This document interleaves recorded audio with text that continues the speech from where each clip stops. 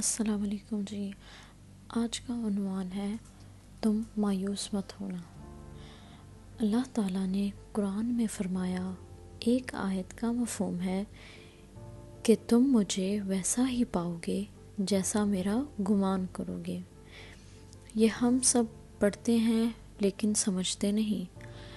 آپ جانتے ہیں کہ حضرت موسیٰ کے پیچھے فوج لگی ہوئی تھی، تب اللہ نے کیوں سمندر کو 2 حصوں میں بانٹ دیا؟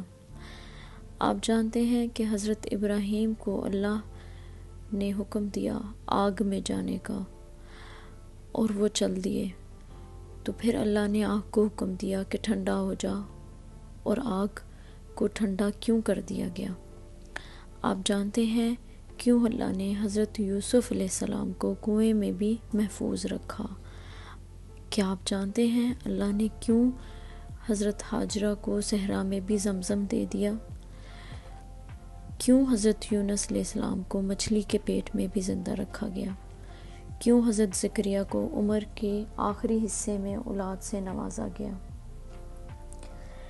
ان سب میں ایک چیز مشابہ تھی، یقین۔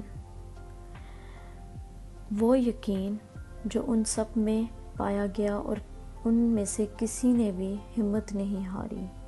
انہوں نے یقین رکھا کہ اللہ راستہ نکالے گا۔ وہ سب اللہ پر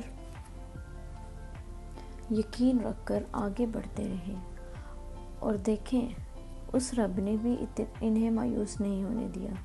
وہ کتنا مہربان رب ہے جو اپنے بندوں کو اتنی ناشکریوں کے بعد بھی نوازتا ہے۔ اور توکل تو یہ ہے کہ راستہ نہ ہو اور تم کہو اللہ راستہ بنائے گا، اور یہی توکل اتنا اگر مضبوط ہو اللہ پر، تو یقین جانیے پتھروں سے بھی راستے نکل آتے ہیں۔ اور جب تم اس کا اچھا گمان رکھو گے تو یقیناً سب اچھا ہی پاؤ گے، اور پھر دیکھنا وہاں سے راہیں نکلیں گی جہاں تمہارا وہم و گمان بھی نہیں جا سکتا۔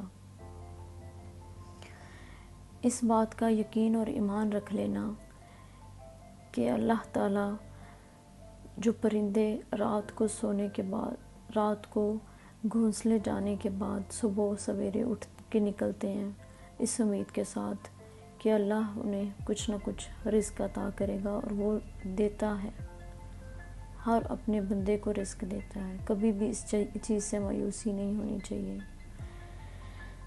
کیا آپ جانتے ہیں کہ ریشم کے کیڑے کو بھی اللہ تعالیٰ اس کی پسندیدہ غذا سے نوازتا ہے؟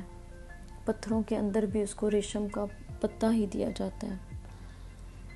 اور یہی یقین اور ایمان ہی انسان کی مضبوطی اور کامیابی کا ذریعہ ہوتی ہے۔ اگر ہم یہی گمان کریں گے کہ زندگی بس بہت مایوس ہے اور بہت مایوسیاں ہیں، ناکامیاں ہیں، کچھ بھی آگے نظر نہیں آ رہا، کچھ بھی نہیں ہو سکتا، اور ہمیشہ میرے ساتھ ہی کیوں ایسا ہوتا ہے، یہ سب گلے شکوے کرنا اللہ کے ساتھ اچھا نہیں ہوتا، اور اللہ کے لیے ایسے گمان رکھنا یہ بھی بالکل اللہ کو پسند نہیں ہے۔ ہمیشہ اپنے گمان کو، اپنے یقین کو پختہ رکھنا چاہیے، اور اگر یقین کریں، اگر آپ کا گمان، آپ کا ایمان، آپ کا توکل اتنا مضبوط ہوگا اپنے رب پہ، تو وہ رب کبھی بھی مایوسی کو آپ کا مقدر نہیں بنائے گا۔